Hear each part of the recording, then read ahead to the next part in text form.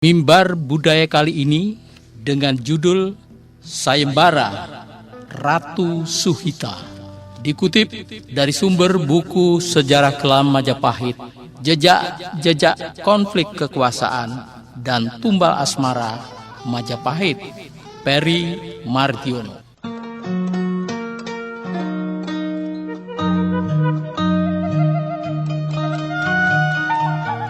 Sayembara Ratu Suhita.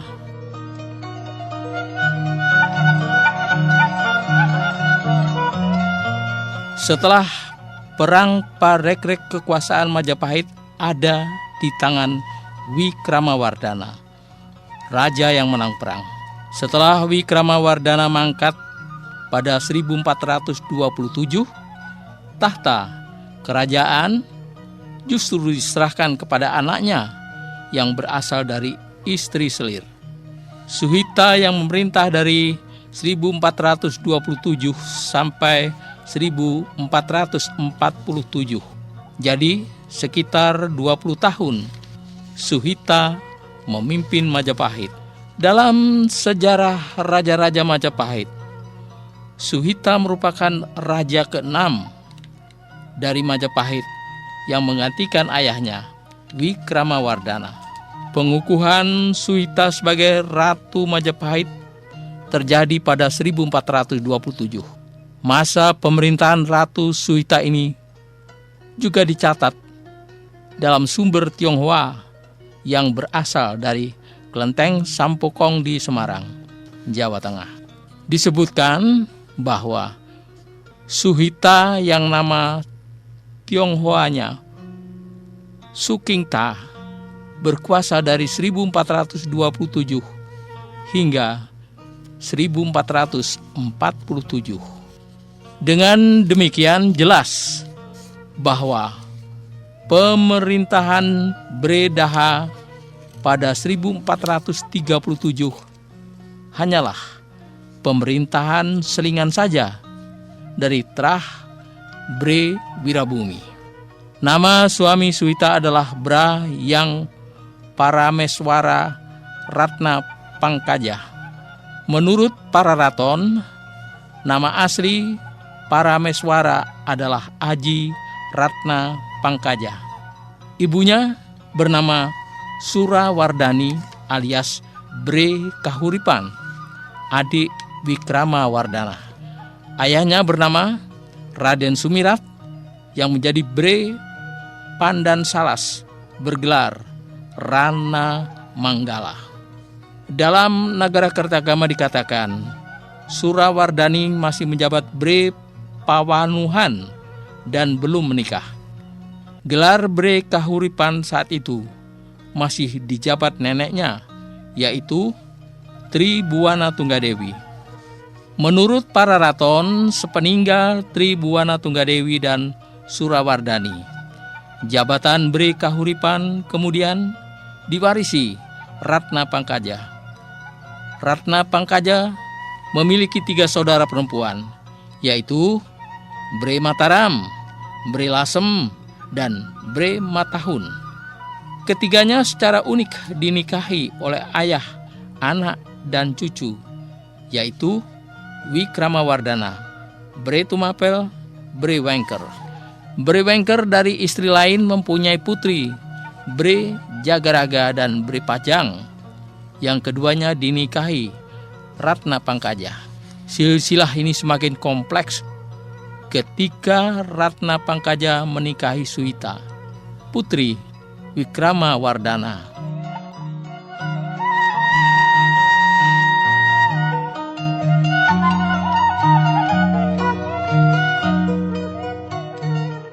Kitab para raton menyebutkan secara jelas nama ibu Suhita.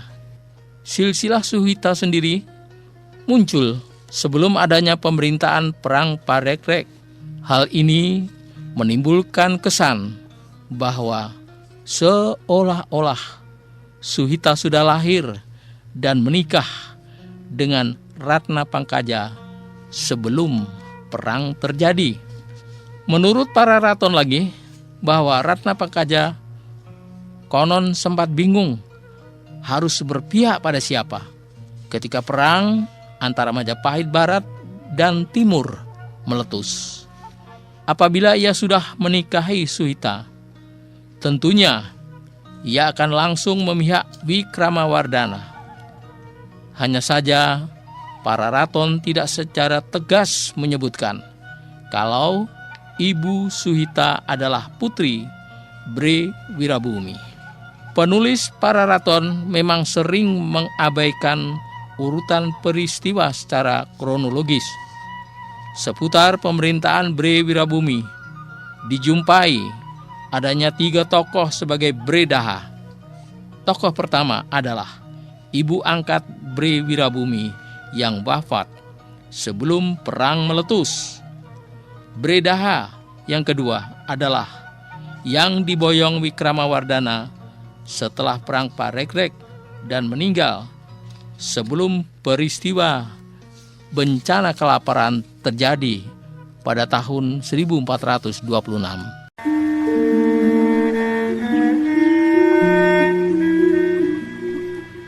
Sedangkan Bre Daha yang ketiga naik tahta menggantikan Wikramawardhana dan menghukum mati Raden Gajah, pembunuh Bre Wirabumi.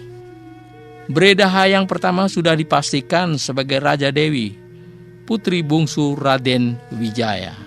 Menurut Negara Kertagama, Bre Wirabumi dinikahkan dengan Nagara Wardani, cucu Raja Dewi. Dari perkawinan tersebut lahir seorang putri yang menjabat Bre Daha sepeninggal Raja Dewi. Bre Daha yang kedua inilah yang diboyong Wikramawardhana sebagai selir setelah kekalahan Bre Wirabumi tahun 1406. Dari perkawinan tersebut lahirlah Suhita sebagai Bre Daha yang menggantikan ibunya yang telah wafat menjelang bencana kelaparan 1426.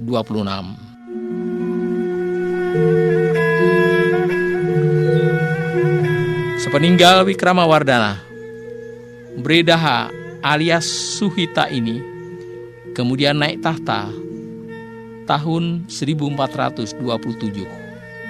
Usianya saat itu dapat diperkirakan sekitar 20 tahun. Suhita memerintah berdampingan dengan suaminya Ratna Pangkaja bergelar Batara Parameswara.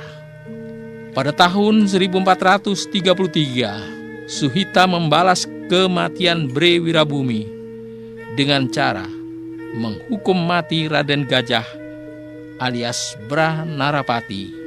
Dari sumber ini terasa masuk akal jika hubungan Bre Wirabumi dan Suhita adalah kakek dan cucu, meskipun tidak disebutkan secara eksplisit dalam Pararaton.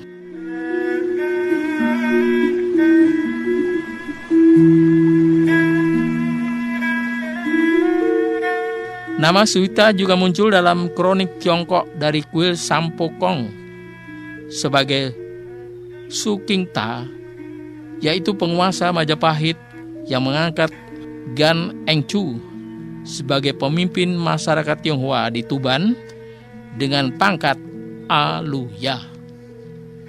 Tokoh Gan Engcu ini identik dengan Arya Teja, kakek Sunan Kalijaga.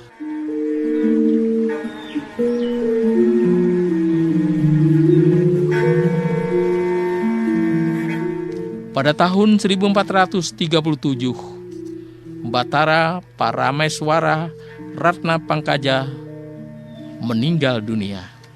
10 tahun kemudian, yaitu tahun 1447, Suhita meninggal pula. Pasangan suami istri itu dicandikan bersama di Singajaya.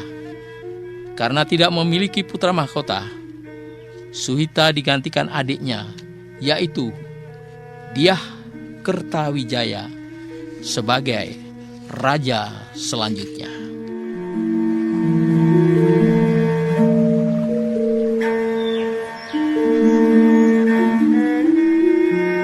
Dalam catatannya, Eswara N. Raditya menjelaskan bahwa naiknya Dyah Suhita ke tampuk kekuasaan Majapahit, terlepas dari kekacauan yang terjadi di Majapahit sepeninggal raja terbesarnya Hayam Wuruk.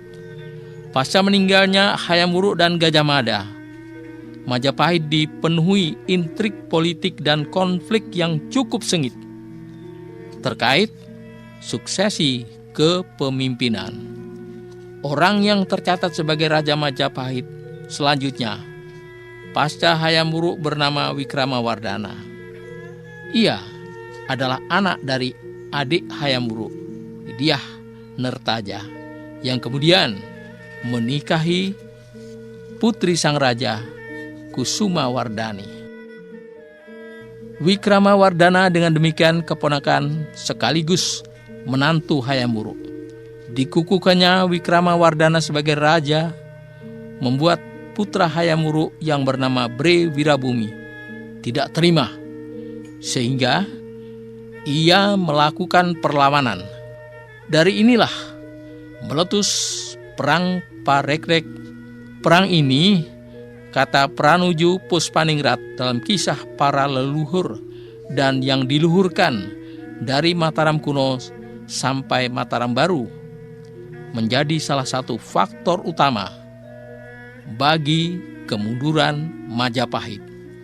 Meski faktor lainnya seperti tidak adanya pemimpin yang kuat setelah Hayam Wuruk dan masuknya Islam ke Nusantara.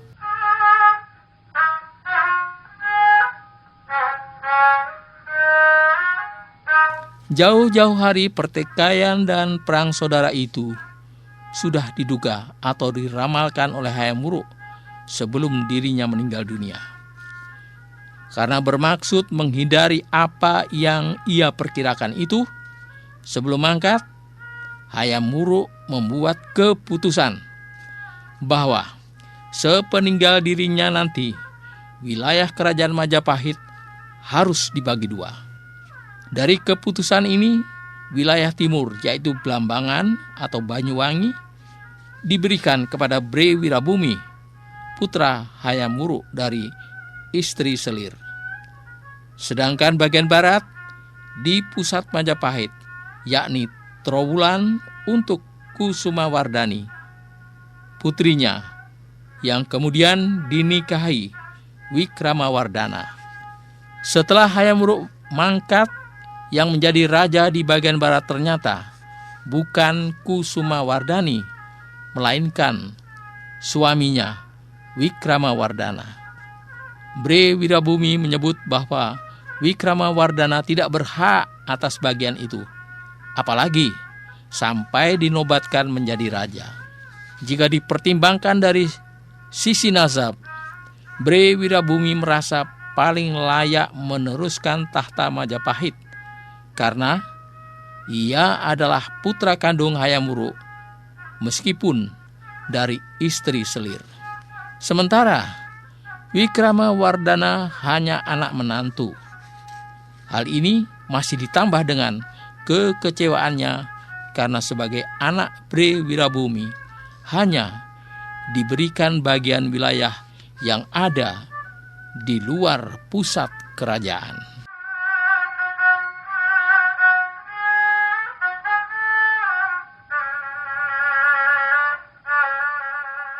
Penilaian yang sama juga dilakukan oleh kubu Kusumawardhani terhadap Bre Wirabumi.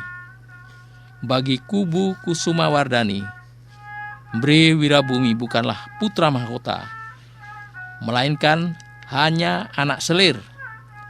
Kalaupun Wikramawardhana yang menjadi raja di Majapahit Barat itu semata-mata karena istrinya Kusumawardhani yang merupakan anak dari Hayam Wuruk enggan meneruskan tahta ayahnya.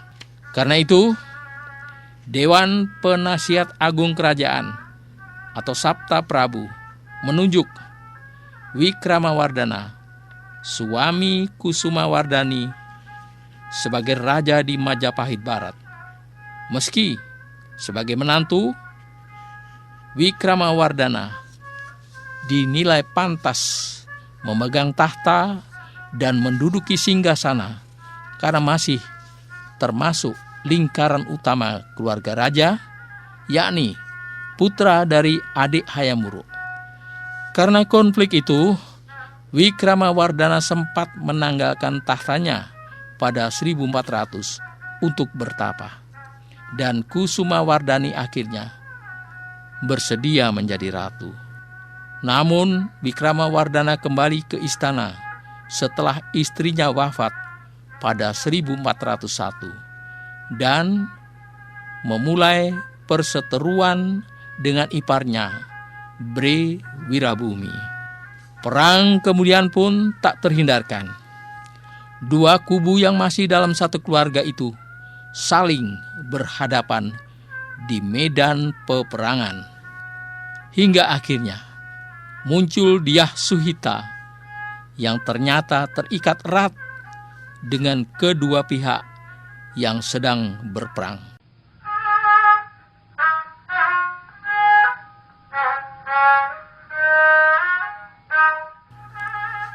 Setelah terjadinya perseteruan itu, Suhita akhirnya menjadi Raja Majapahit berikutnya.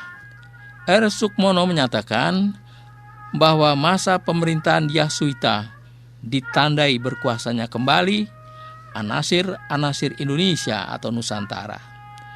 Berbagai tempat pemujaan didirikan di lereng-lereng gunung.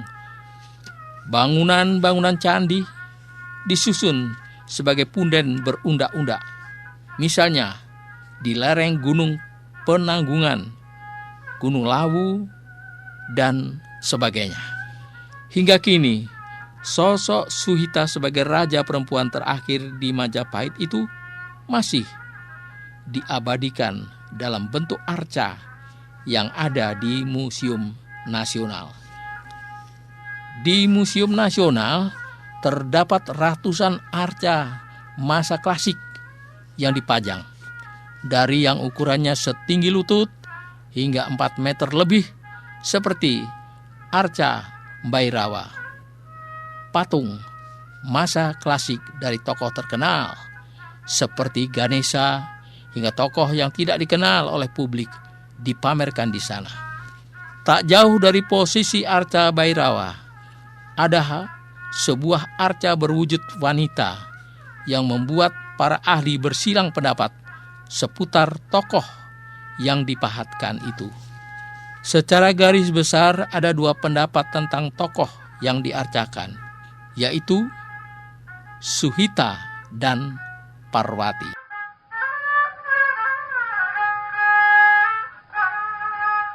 Menurut identifikasi yang dilakukan Jan Fontaine, R. Sukmono, dan Satyawati Sulaiman, bahwa arca tersebut menunjukkan seorang ratu berdasarkan pakaian dan perhiasan yang digunakan.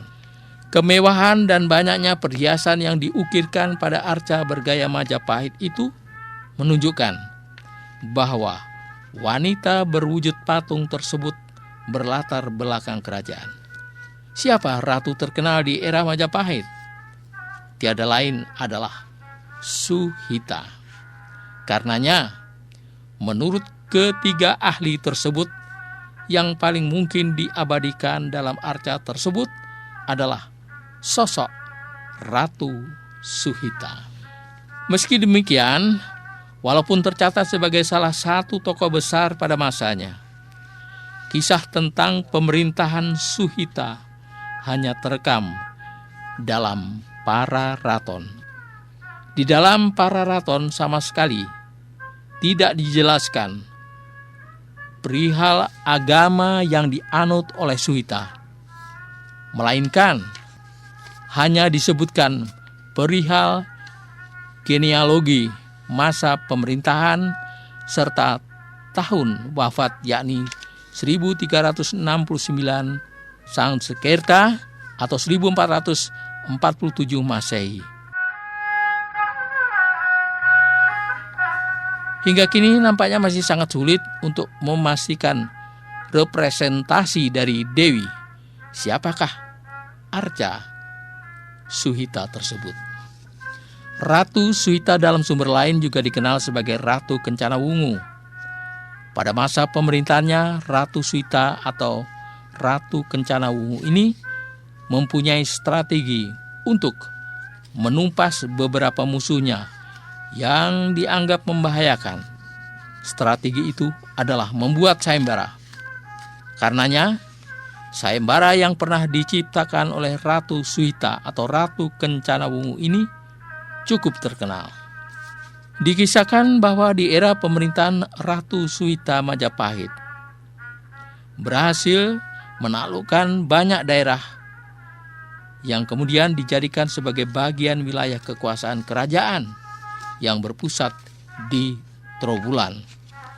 Salah satu kerajaan yang berhasil ditaklukkan Majapahit adalah Kerajaan Belambangan yang terletak di Banyuwangi. Kerajaan itu dipimpin oleh seorang bangsawan Bali yang bernama Adipati Kebo Marcuet. Adipati ini konon mempunyai tanduk di kepalanya yang terkenal sakti. Keberadaan Adipati Kebo Marcuet ternyata menjadi ancaman bagi Ratu Ayu Kencana Wungu atau Ratu Suhita. Meskipun hanya seorang raja taklukan, namun geliat dan manuver politik Adipati Kebo Marcuet yang terus-menerus merongrong wilayah kekuasaan Majapahit. Tentu saja, perilaku Kebo Marcuet itu membuat Ratu Ayu Kencana Wungu cemas. Untuk menghilangkan kecemasannya itu, Ratu Kencana Wungu memutuskan bahwa Kebo Marcuet harus dimusnahkan. Maka Ratu Majapahit itu segera mengatur strategi dan langkah-langkah untuk menghentikan ulah Adipati Kebo Marcuet.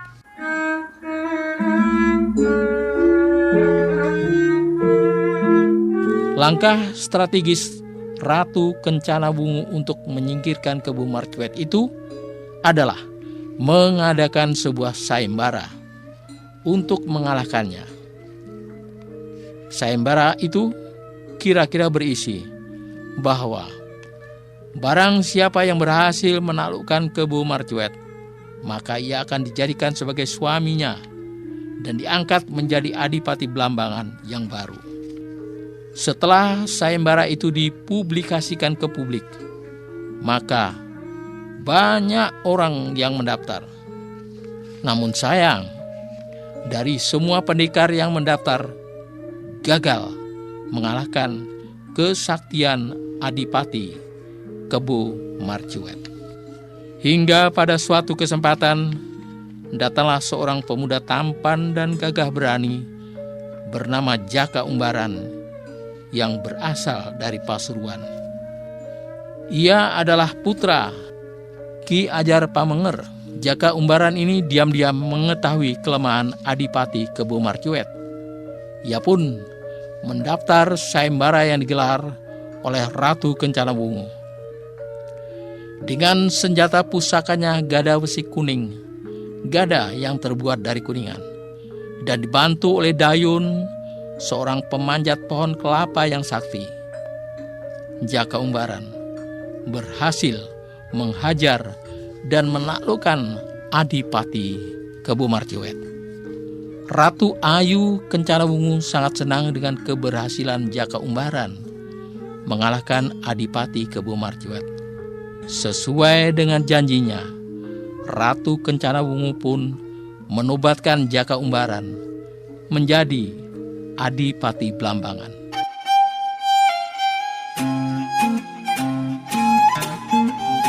Ketika diangkat sebagai Adipati Belambangan inilah Jaka Umbaran mendapat gelar Menak Jinggo. Akan tetapi Ratu Ayu Kencana Wungu menolak menikah dengan Jaka Umbaran. Alasannya, pasca bertempur dengan Kebo Marcuet, Jaka Umbaran tidak lagi tampan. Mukanya menjadi babak belur. Meski demikian, Jaka Umbaran tetap bersikeras menagih janji. Ia pun nekat datang ke Majapahit untuk melamar Ratu Ayu Kencana Wungu. Meskipun pada saat itu ia sudah mempunyai 2 selir, Dewi Wahita dan Dewi Puyangan. Lamaran Menak Jinggo ditolak mentah-mentah oleh Ratu Ayu Kencana Wungu. Sang ratu tetap tidak sudi menikah dengan Adipati Blambangan tersebut. Penolakan sang ratu itu lalu membuat Menak Jinggo murka dan memendam dendam yang luar biasa besar kepada Ratu Ayu Kencana Wungu. Untuk melampiaskan dendam dan kemarahannya, Menak Jinggo kemudian melakukan gerakan pemberontakan.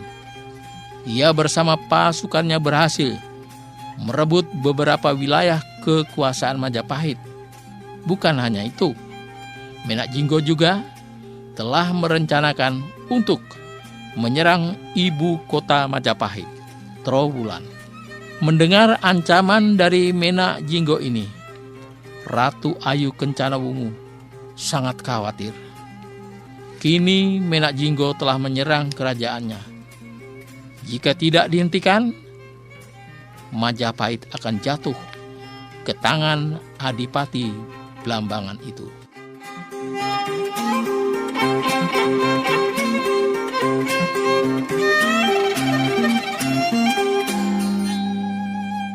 Ratu Ayu Kencana Wungu pun melakukan sayembara sekali lagi. Isi sayembara pun sama.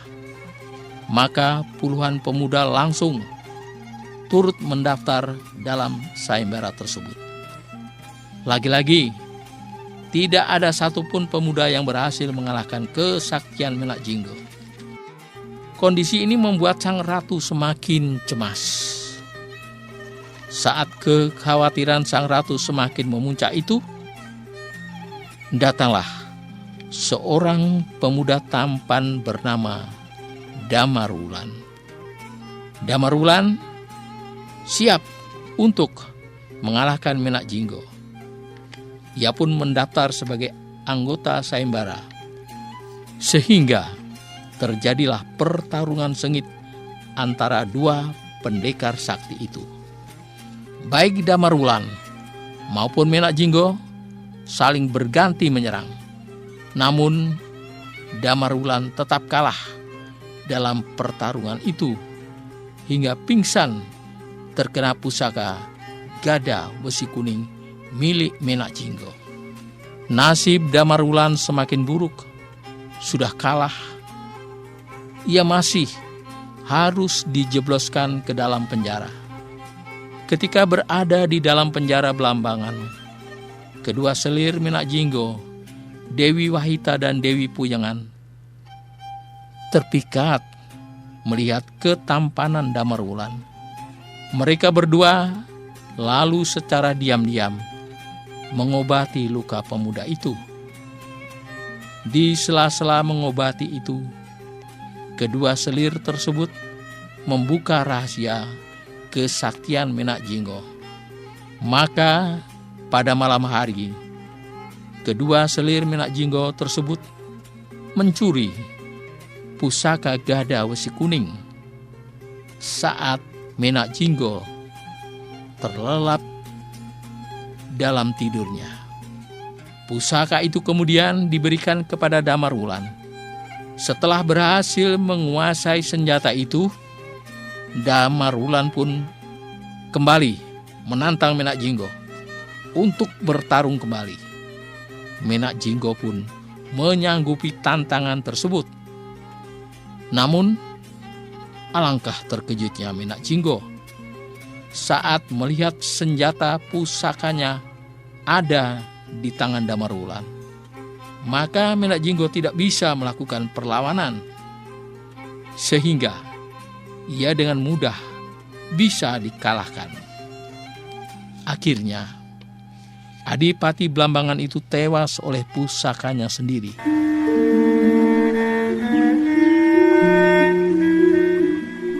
Damarwulan lalu meminta janji sang ratu, yaitu menikah dengannya dan mendampinginya menjadi Raja Majapahit, bergelar Brawijaya dengan 2 pendampingnya, Sabda Palon dan Noyo Genggong.